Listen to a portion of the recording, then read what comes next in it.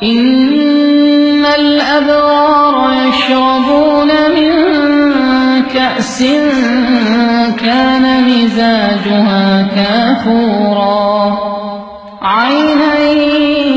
يشرب بها عباد الله يفجرونها تفجيرا يوفون بالنذر ويخافون يوما كان شره مستطيرا